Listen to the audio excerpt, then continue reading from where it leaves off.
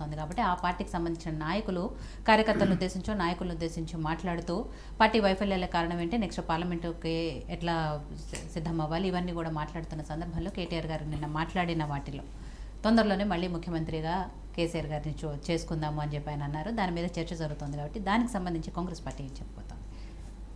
Madam, ఒకటైతే నేను చాలా క్లియర్గా చెప్తున్నా, అంటే ఆశపడడానికి ఎవరికైనా ఉంది. మేము కూడా ఆశపడ్డాం, ఈరోజు గవర్నమెంట్లోకి వచ్చినాం. అంత తొందర ఏముంది అంటే, మీకు ఎన్ని రోజులు అయింది, ఓడిపోయి ఎన్ని రోజులు అవుతుంది? మ్యాక్సిమం 45 days కాలేదు కదా, ఇంకా 50 days ఈ రోజుకి ఆలోచించుకుంటే రిజల్ట్స్ వచ్చి 50 days. మేడం, మీకు కొన్ని విషయాలు చెప్పాలి మేడం. వీళ్ళ మూర్ఖత్వం ఎంత అంటే, December 3 నాడు గవర్నమెంట్ ఏర్పడ్డది, కాంగ్రెస్ గవర్నమెంట్ ఏర్పడ్డది. 5 నాడు కూడా ఆర్డర్లు ఇచ్చారండి వీళ్ళు. 5 నాడు కూడా ఆర్డర్లు ఇచ్చిండ్రు వీళ్ళు. నా దగ్గర అంటే ఎవిడెన్సెస్ ఉన్నాయి నా దగ్గర, నేను మాట్లాడాల్సింది ఏముంది దానివల్ల. కానీ 5 నాడు కూడా ఆర్డర్లు వచ్చింది. ఈరోజు మీరు ఈరోజు ఒక్కరోజు 2 రోజులు చూస్తుంటే director, one of the director in HMDA, ఆయన మీద ఏసీబీ రైడ్ కావడం, బాలకృష్ణ గారి మీద ఏసీబీ రైడ్ కావడం, వేల కోట్లు దొరికింది. అంటే నిన్న మీకు తెలుసో తెలియదా మేడం, అంటే ఆఫ్లైన్ నేను ఇక్కడ సార్కి తెలుసో తెలియదో కానీ, అసలు కేసీఆర్ గారి ఫ్రస్ట్రేషన్ నిన్న ఏ పోలీస్ ఆఫీసర్ ఫోన్ లేపట్లేదు, ఏ కన్సర్న్ అధికారి ఫోన్ లేపట్లేదు నిన్న ఆయన విషయంలో. ఆయన అది జరుగుతుంది, ఈయన ఏదో కాపాడాలనే ప్రయత్నంలో భాగంగా ఆయన ప్రయత్నం ఆయన చేస్తున్నాడు, ఎవరు ఫోన్ లేపట్లేదు. సో ఎట్లుందంటే పరిస్థితి మేడం, అంత ఫ్రస్ట్రేషన్ అవసరం లేదు. You are not in government, మీకు అంత ఫ్రస్ట్రేషన్ అవసరం లేదు. బట్టలు కూడా తీస్తాము, ఏం మాటలు మాట్లాడుతున్నావు మీరు? చెప్పుకోవడానికి ఇప్పుడే బ్రదర్ మాట్లాడిండు, అంత మంచి ఇంగ్లీష్ మాట్లాడుతూ మా రేవంత్ రెడ్డి గారికి ఇంగ్లీష్ రాదని అవహేళన చేస్తున్నావు. ఏం అంత ఇంగ్లీష్ అంటే ఏం మనకు పుట్టినామా మేడం ఇంగ్లీష్లో ఏమన్నా? ఎందుకు ఇంత అవహేళన చేయాల్సిన అవసరం ఏమి? మేము తెలంగాణ బిడ్డలమే. నువ్వు హైదరాబాద్కి రాకముందు మేమే తెలంగాణలో అయ్యా బాబు. నువ్వు అమెరికాలోనే చదువుకున్నావు, ఏదో మేమందరం పరిచిన ప్లాట్ఫామ్ల పైన నువ్వు నీ చెల్లె మీరు అంతా కలిసి ఈరోజు మా మీద తాండవిచ్చిరు కొన్ని రోజులే. ఎన్ని రోజులు కాలేదు మేడం, ఎందుకు అంత తొందరపాటు? అంత వస్తుంది నాకు అర్థం అవ్వట్లేదు. అంత ఫ్రస్ట్రేషన్ ఏంది? టాలరెన్స్ కావాలి కదా, ఇంత ఇంటాలరెన్సా? ఇంత టాలరెన్స్ ఉంటుందా మనుషుల పైన?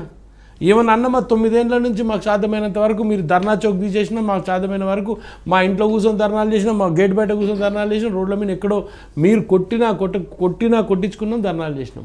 ధర్నా చౌక్ తీసేసిండ్రు. అసలు మీరు ఆలోచిస్తారు, ఒక్కసారి సెక్రటరీ రండి మేడం, నా వెంబడి మీరు తీసుకుపోతాను, నేను 3 గంటలకు ఎప్పుడైనా రేపు ఎల్లుండి రండి. స్వేచ్ఛా జీవులు మేడం. నేను ఒకటే అంటున్నా మేడం, కాగితం తీసుకుపోయినాకల్లా పని అవుతుందని కాదు ఉద్దేశం నాది. కాగితం తీసుకుపోయినాకల్లా పని అవుతుందని ఏ రోజు అంటలేను నేను. కానీ వానికి ఒక కాన్ఫిడెన్స్ మేడం, మీ దగ్గరికి వచ్చిన నేను కాగితం ఇచ్చిన పని అవుతుందని ఒక నమ్మకం కలిగిద్దాం. కనీసం పని అవుతుందా కాదు, ఎందుకు వస్తుంది మేడం? మరి నిజంగా మీరు పాలించిండ్రు, నిజంగా మీ కేసీఆర్ గారే మళ్ళీ రావాలనుకుంటే ఈ కొన్ని రోజుల్లోనే ఇన్ని అప్లికేషన్స్ ఎందుకు వస్తున్నాయి? ఇంత పబ్లిక్ వచ్చి ఎందుకు సెక్రటరీ దారి నుంచి ఉంటున్నారు? పొద్దు నుంచి ఎందుకు లోపలికి? అసలు మేడం మీరు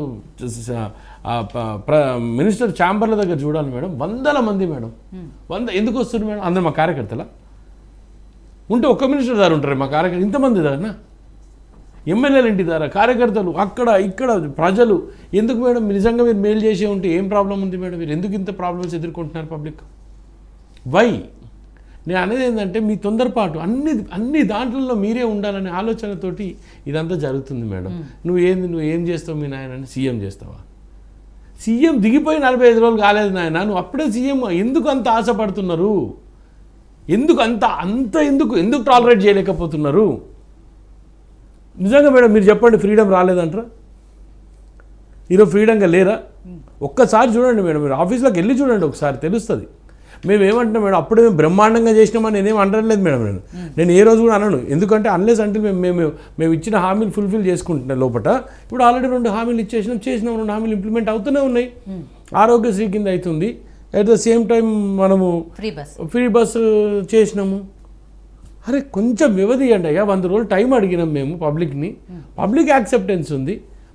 మీ ఘనకార్యం అంటే ఉద్యోగాలు లేకపోతే ఢిల్లీకి పోయి మాట్లాడొచ్చి ఉద్యోగాలు కావాలని గవర్నర్ని మెప్పించి ఈరోజు టీఎస్పీఎస్సీకి చైర్మన్ వేసినాము. ఇంకేం చేస్తారు? 45 రోజుల హాలిడేస్ తీసేస్తే హార్డ్లీ మేము వర్క్ చేసింది 30 days మేడం. హార్డ్లీ మేము మొత్తం మీరు 45 రోజులు మీరు కరెక్ట్గా మీరు ప్లాన్ చేసుకొని తీసుకుంటే మేము వర్క్ చేసింది 30 డేస్. 30 డేస్లో ప్రమాణ స్వీకారం తర్వాత జరిగిన ఒక్కొక్కరు ఛాంబర్లు తీసుకోవడము, అధికారులని కొంతమందిని చేంజ్ చేయడము, ఇదంతా ఒక ప్రక్రియ జరుగుతుంటే మీరింతంతా అసహనంగా గురైపోయి ఎక్కడంటే అక్కడ అడ్డగోలుగా మాట్లాడి బట్టలు ఉడదీస్తాం. ఏంది ఉడదీసారు? మీ బట్టలు ఉడదీసిరుగా పబ్లిక్ ఆల్రెడీ. ఇంకా మళ్ళీ మా బట్టలకు ఎందుకు వస్తారు? అప్పుడు మాకు ఇప్పుడు వేసిరు బట్టలు వాళ్ళు. మమ్మల్ని ఉడదీసిరు 2014లో. మాకు బట్టలు వేసిరు పబ్లిక్. మీ బట్టలు ఉడదీసిరు, మా బట్టలు ఎందుకు ఉడదీస్తారు? మీ బట్టలు ఉడదీసిరు కాబట్టి మీరు రోడ్ల మీద పిచ్చి కుక్కలాగా మాట్లాడుతున్నారు. కొంచెం సహనం ఉండాలని నేను అనుకుంటున్నాను మేడం. ఇంత సహనం లేకుండా మాట్లాడడం అయితే తప్పు. అంటే బీయింగ్ ఈ రాష్ట్రాన్ని ఏలిన వాళ్ళు మీరు 10 సంవత్సరాలు, సరే 9 సంవత్సరాలు చిల్లర మంత్స్ ఏలిండ్రు. మీరే ఇంత టాలరెన్స్ లేకపోతే ఎట్లా? సో రామకృష్ణ గారు, కేటీఆర్ గారు మాట్లాడిన మాటల్లో అసహనం అనుకోవాలా, లేకపోతే ఇందాక మనకి వివేక